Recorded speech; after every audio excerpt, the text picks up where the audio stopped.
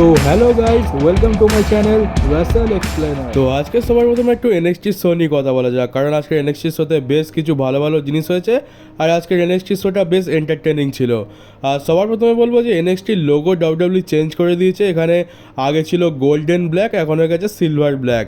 আর লোগোটার ভেতরে একটু ডিজাইনেও চেঞ্জ আছে। আগে এনএক্সটির লোগোটা একটু অন্যরকম দেখতে ছিল আর এখন এনএক্সটির লোগোটা একটু চেঞ্জ করে দিয়েছে।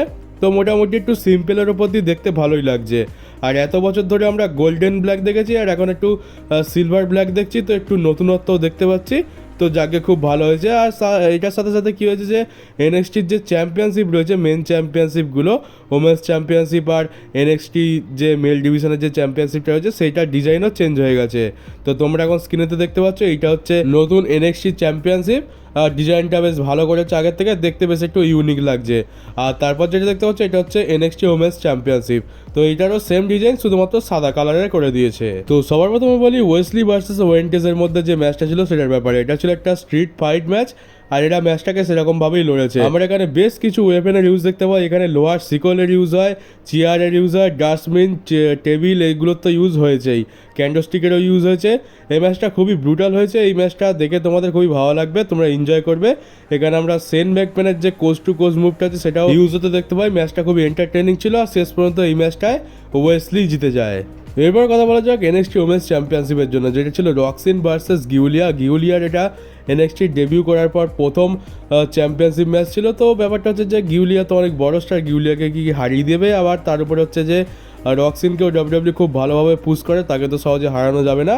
তো ভাবছিলাম এই ম্যাচটাতে কে জিতবে, গিউলিয়া তো হেরে যাবে এটা কেমন যেন লাগছিল। কিন্তু ডাব্লিউডাব্লিউ কী করে যে এই ম্যাচের ভেতরে কোরা জেটের রিটার্ন করিয়ে দেয় আর কোরা জেট এসে এখানে গিউলিয়াকে রিং সাইডে ডিডিটি লাগিয়ে দেয়। আর যার লাভ উঠিয়ে এখানে রক্সিন গিউলিয়াকে হারিয়ে দিয়েছে। তো এইটা করে কি হলো যে এখানে কোরা জেটের রিটার্নও হয়ে গেল, সে ইনজয়েড হয়ে গেছিলো, তো ইনজয়েড থেকে রিকভার করে সে রিটার্ন করলো। আর গিউলিয়াকে যেহেতু অ্যাটাক করেছে তো গিউলিয়াকেও এখানে উইক দেখানো হলো না, রক্সিনও তার টাইটেল রিটেন করে নিল। আর রক্সিন যেহেতু হিল তাই তার অতটা কিছু যায়ও আসে না যে সাতজনই জিতুক বা যে করে জিতুক, তার শুধুমাত্র ম্যাচ জেতা নিয়ে কথা। আর এবার আসি মেন ইভেন্টের ওপরে। মেন ইভেন্টে ছিল Ethan Page versus Trick Williams for the NXT championship. আর এখানে সিএম পাঙ্ক হচ্ছে স্পেশাল গেস্ট রেফারি। তো এই ম্যাচটা শুরু হওয়ার আগে আমরা ব্যাকস্টেজে একটা বেশ ফানি জিনিস দেখতে পাই।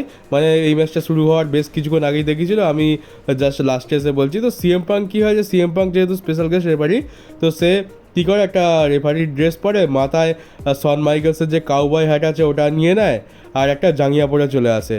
তো এবারে শন মাইকেলস আর ট্রিপল এইচ দুজনেই ব্যাকস্টেজে ছিল।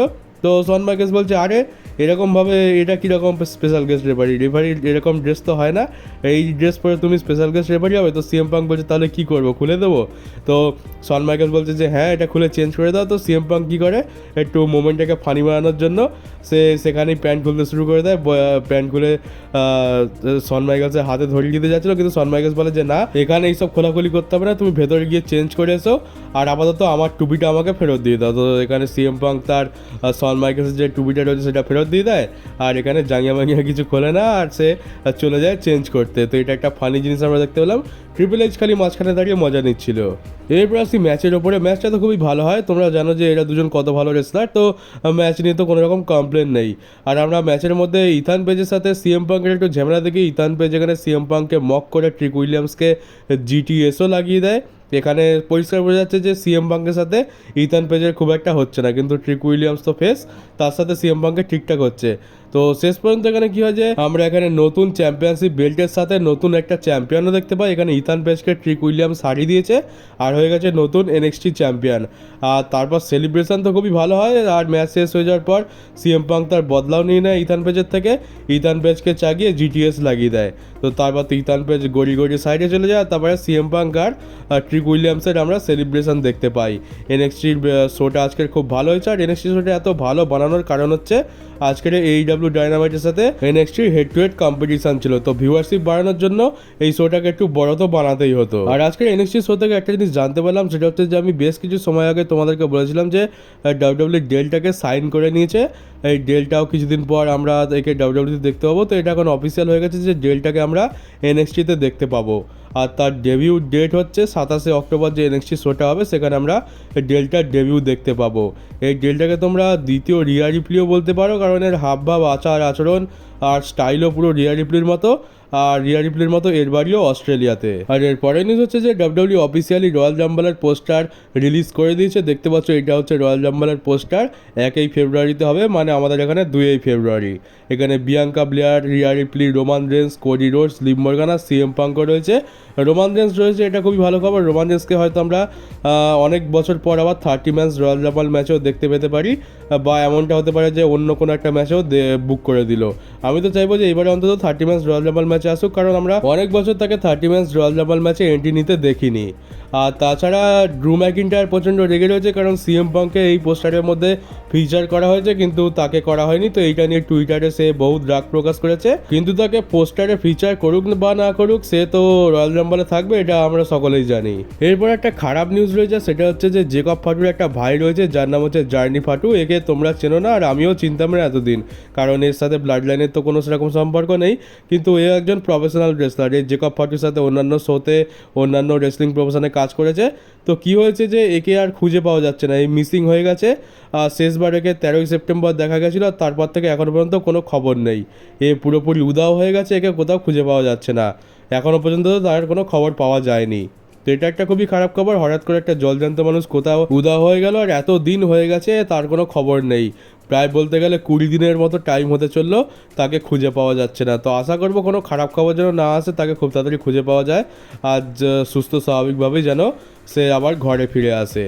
আর একটা কথা তো মানতে হবে যে ডাব্লিউডাব্লিউর মতো বিজনেস খুব কম কোম্পানি করতে পারে। দেখতে পাচ্ছি যেখানে একটা ডাব্লিউডাব্লিউ তাদের শপের ওপর একটা টয়লেট পেপার সেল করার জন্য রেখেছে, আর এই টয়লেট পেপারটা হচ্ছে ডমডমের টয়লেট পেপার। এই টয়লেট পেপারের ডমডমের পুরো মুখ ছাপানো রয়েছে, আর লেখা রয়েছে ডাকি ডম।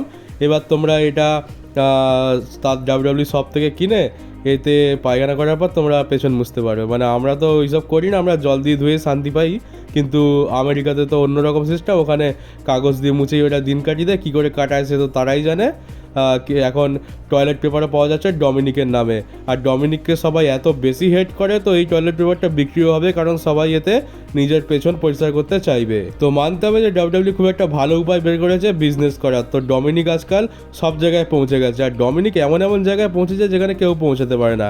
প্রথমে রিয়া রিপ্লি, লিভ মর্গান, আর এখন তো আমেরিকার প্রত্যেকটা মানুষের পেছনেও পৌঁছে গেছে ডমিনিক।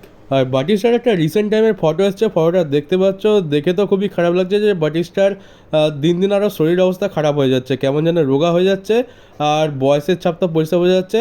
আর দেখে মনে হচ্ছে যত না বেশি বয়স হচ্ছে তার থেকে আরও বেশি বয়স্ক লাগছে। মানে বয়স যদি 50 হয় তো দেখে 60-70 মনে হবে, এরকম টাইপের। খুবই খারাপ লাগছে দেখে, কারণ বাটিস্টার এককালে খুবই দারুণ তাগড়াই বডি ছিল। কীরকম বডি ছিল তোমরা তো জানোই, আর এখন তার এই হাল হয়ে গেছে। আমাদের চাইল্ডহুড হিরোকে এই অবস্থা দেখে তো সত্যি খারাপ লাগছে বলতে হবে। আর আমাদের ফাইনাল বস রক তার একটা ইন্টারভিউতে তার ফাইনাল বস ক্যারেক্টার নিয়ে কথা বলেছে। সে বলে যে তোমরা তো জানোই যে ফাইনাল বস ক্যারেক্টারটা কত এন্টারটেনিং ক্যারেক্টার, এটা ডাব্লিউডাব্লিউর মোস্ট এন্টারটেনিং ক্যারেক্টারও বলা যেতে পারে। আর সবথেকে বড় বিষয় হচ্ছে যে ফাইনাল বস ক্যারেক্টারটার কোনো লিমিট নেই, এর কাছে অফুরন্ত পাওয়ার রয়েছে, কারণ এ হচ্ছে ফাইনাল বস, কোম্পানিরও বস। আর যেহেতু এটা রকের মতো একজন কারিজমেটিক সুপারস্টার প্লে করছে, তো এর কোনো লিমিট নেই। ফাইনাল বস সব কিছু করতে পারে, আর ফাইনাল বস সব থেকে বেশি এন্টারটেনিং। আর ফাইনাল বসের রিটার্নের যদি কথা বলো, তো রক যে কোনো সময় রিটার্ন করতে পারে। তার ব্লাড লাইনের স্টোরি লাইনে যখনই দরকার পড়বে সে চলে আসবে। এখন তো মোটামুটি সে ফ্রি আছে। আর যখন নেটফ্লিক্সে যাবে তখন রককে আমরা রেগুলারলি তার ইনভলভমেন্ট দেখতে পাবো, কারণ নেটফ্লিক্সের ওপর যাওয়ার পর রকের দরকার পড়বেই। আর আমার যা ধারণা, নেটফ্লিক্সের ওপর যাওয়ার পর প্রথম যে রয়ের শোটা হবে সেটাতেই আমরা রককে দেখতে পেয়ে যাবো, এটা তো আমার পুরো বিশ্বাস আছে। এরপরে নিউজ হচ্ছে যে মিজ তার বাড়ি বিক্রি করে দিচ্ছে। এই স্ক্রিনেতে যে বাড়িটা দেখতে পাচ্ছ এটাই হচ্ছে মিজের বাড়ি। খুবই সুন্দর বাড়ি, এরকম বাড়ি তো স্বপ্নেতে দেখি, এরকম বাড়িতে থাকা শুধুমাত্র স্বপ্ন মাত্র, বাস্তবে কোনো দিন হবে কি না তার কোনো ঠিক নেই। তো এই বাড়িটা মিজের বাড়ি, আর এটা সে $12 মিলিয়ন বিক্রি করছে। হয়তো সে এর থেকেও বড় কোনো সুন্দর বাড়ি পেয়ে গেছে, সেটা কিনবে, তাই জন্যে এটা বিক্রি করতে চাইছে।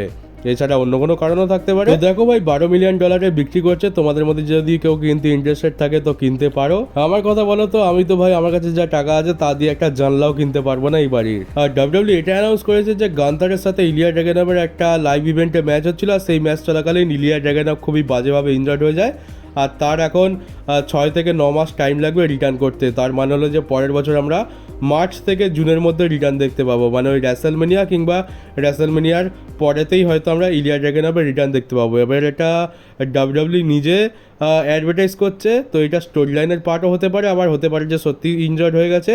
তো কি হচ্ছে বলা, সেটা তো বলা মুশকিল। তবে ডাব্লিউডাব্লিউর মতে এখন ইলিয়া ড্রাগুনভকে বেশ লম্বা সময় আমরা দেখতে পাবো না।